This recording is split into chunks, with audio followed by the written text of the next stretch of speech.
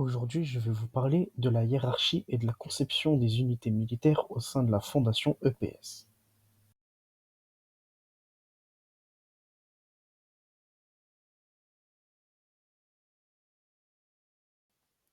La première de ces unités militaires est l'unité de ravitaillement, nommée la colonne grise. Son symbole, un cube entouré d'un serpent circulaire, la queue dans la bouche, signifie un cycle continu, une logistique silencieuse qui ne doit pas être rompue. La plupart de ses fonctions consistent à l'acheminement de matériel, de vivres et d'entités de test, le recyclage et la récupération d'équipements depuis les étages EPS, mais aussi la gestion des passages sécurisés intersites. Au niveau de sa hiérarchie, il y a le porteur de roue, c'est le coordinateur logistique général. Ensuite viennent les courants, ce sont les opérateurs mobiles, et les balanciers, ce sont les prévisionnistes, les répartiteurs de ressources. Leur jargon est un peu spécial. Chaque unité possède son propre jargon qui leur permet instantanément de savoir de quoi parlent les autres membres de leur unité. Parmi le jargon de l'unité de ravitaillement, nous avons le cercle froid, qui signifie la pénurie logistique programmée. Ça veut dire qu'à une certaine date, ils seront en pénurie de nourriture. Cela permet de commander à l'avance pour éviter de tomber en déficit de nourriture. Le passage brisé, c'est une route EPS trop risquée pour transiter par n'importe quel moyen et pour acheminer n'importe quel matériau. C'est-à-dire que cette route est impraticable. Et balancer la caisse, ça veut dire prioriser une cargaison sensible sans explication. C'est-à-dire on nous dit de transiter une caisse d'un point A à un point B sans aucune explication. On sait que c'est quelque chose d'important et qu'il faut surtout pas discuter les ordres.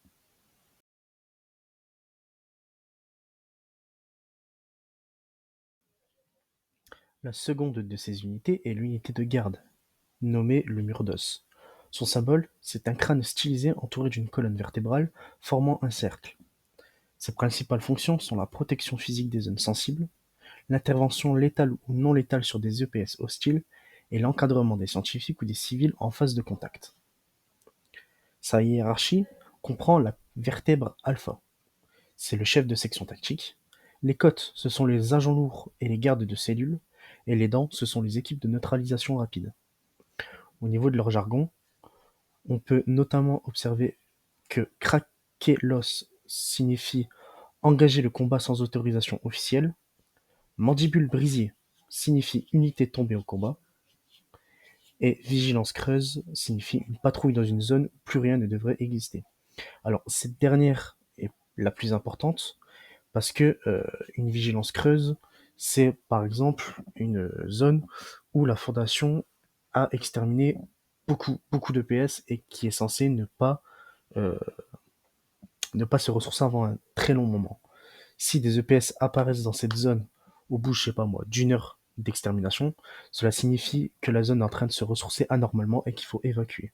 On parle alors de vigilance creuse pour la suite, c'est-à-dire les futures patrouilles dans cette zone.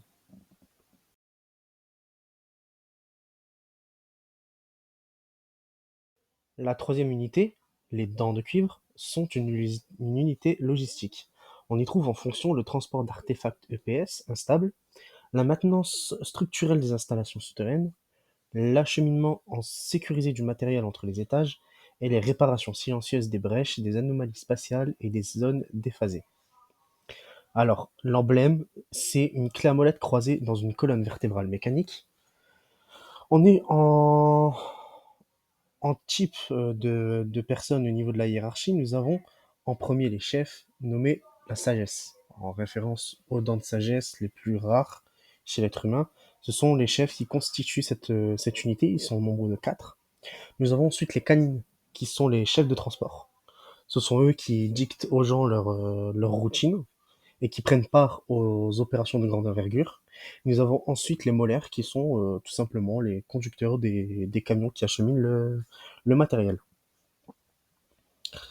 Au niveau, euh, au niveau du jargon, on est sur souder une faille. Ça signifie isoler une zone EPS instable. Bête sur le circuit, ça signifie qu'une anomalie est arrivée sur un trajet logistique qui est normalement sécurisé. Et zone pression, c'est tout fonctionne parfaitement, mais c'est dit dans très rare cas qu'il y a souvent des petits bémols sur les circuits des conducteurs.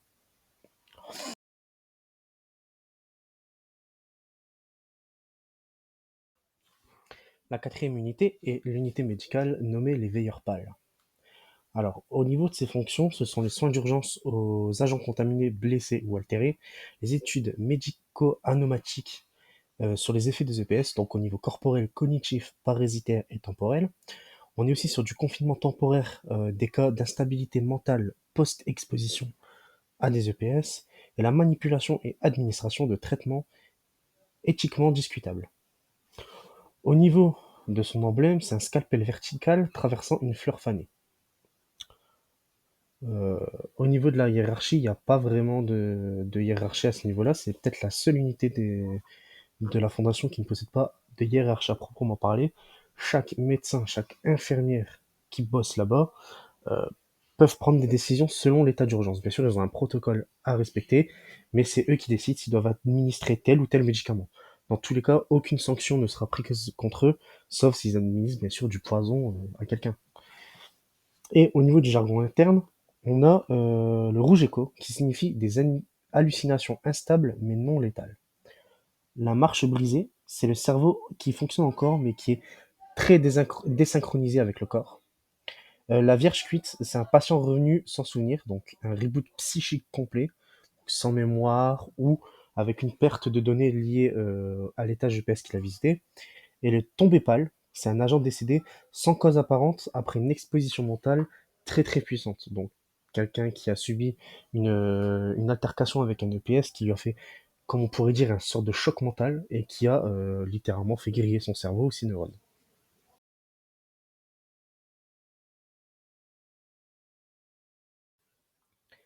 L'une de ces unités et l'une des plus importantes, c'est l'unité de confinement, la serrure noire.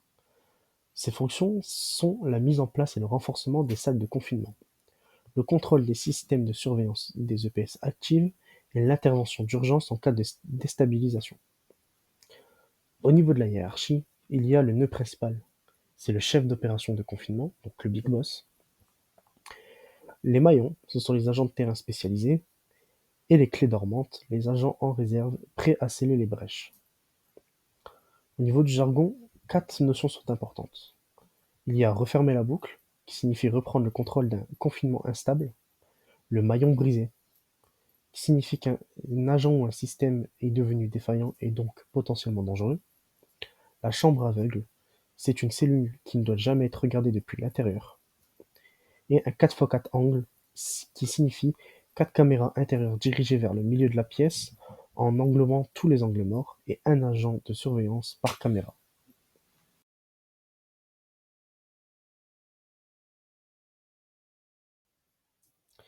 Il existe aussi l'unité Vermonde, qui est tout simplement l'unité scientifique.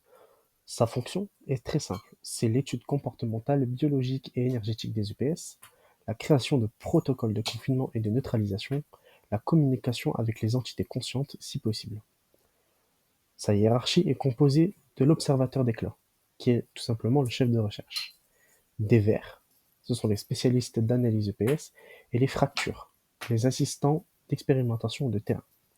Au niveau du jargon, il possède la réflexion inversée, qui signifie qu'une anomalie cognitive a été détectée pendant une analyse, le ver trop fin, qui signifie qu'une théorie est encore instable et donc potentiellement fausse, et glisser une particule, qui signifie qu'il faut placer un élément d'observation sans être détecté par un système ou par un autre PS.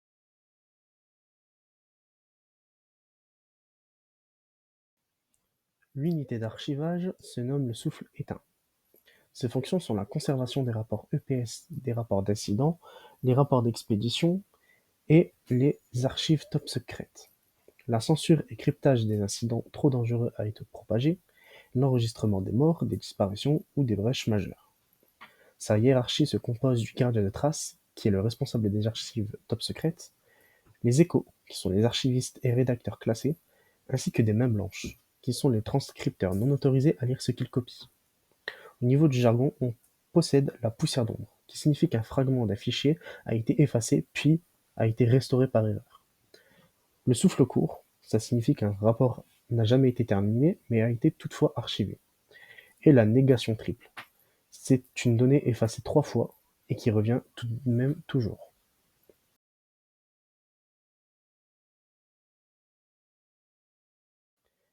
La dernière unité est la plus importante. Il s'agit de l'unité d'exploration nommée brèche étoile.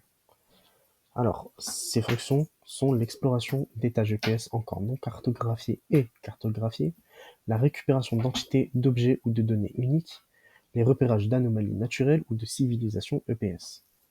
Sa hiérarchie est composée du cherche-ciel, le commandant d'escouade et d'exploration, des lucioles, qui sont les éclaireurs EPS, et du sable, ce sont les analystes de terrain, les topographes dimensionnels. Au niveau du jargon, on a mordre la brèche, qui signifie être le premier à franchir un portail inconnu. Le sable lourd, c'est une zone EPS sans aucune sortie repérée. Une lumière inversée, c'est une anomalie visuelle indiquant un danger mental. Et le Genesis 0, qui signifie qu'une zone EPS est devenue une zone de bataille apocalyptique.